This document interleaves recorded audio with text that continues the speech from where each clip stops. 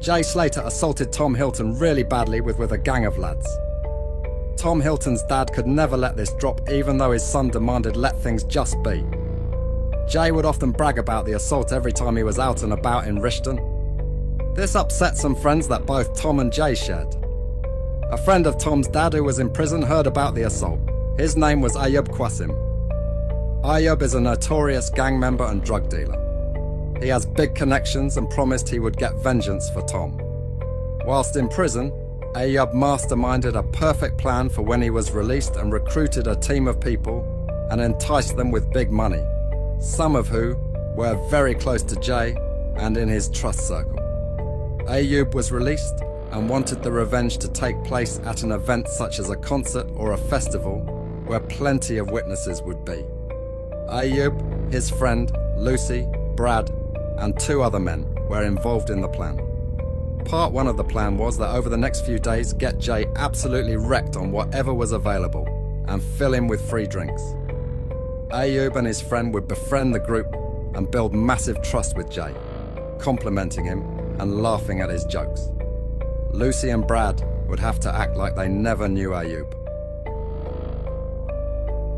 Part 2 the night in question, Lucy would get Jay wrecked, then leave the venue early, getting as much attention as she could, and making sure enough people seen her go home. Then she would post Snapchats of herself stating, "early night," to leave a paper trail. Ayub and friends would then cause a distraction outside the venue and throw a fake Rolex watch to the floor supplied by Ayub. Ayub and his friend would encourage Jay to grab the watch. Then Brad would say he's heard rumours, it's an Albanian gangster's watch, and Jay needs to leave ASAP as they're searching for him. Meanwhile, the other 2 unknown men who also hired a second car have stolen a boat. Ayub, his friend and Jay all jump in the pre-hired car whilst Brad leaves and informs the other 2 men that they are on their way.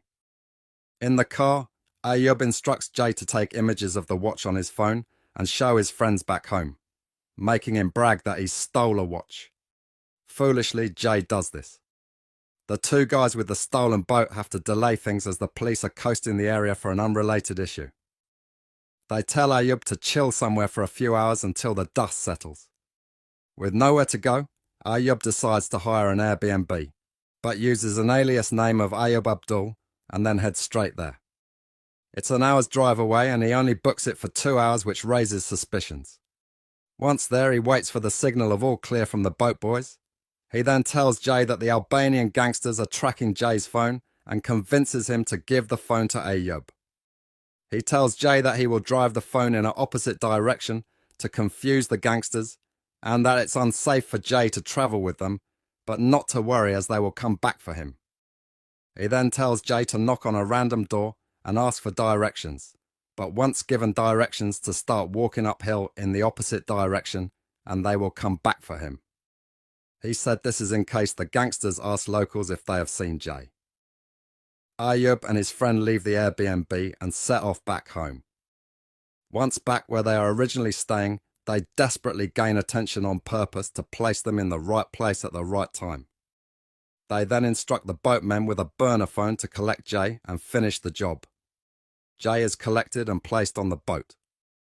Ayub gives Jay's phone to Brad, who then makes fictional calls to himself and Lucy, and also Snapchats with photos from Jay's gallery to friends back home. The phone then is taken to the hills, turned off and destroyed. Lucy is worried people will detect she's lying.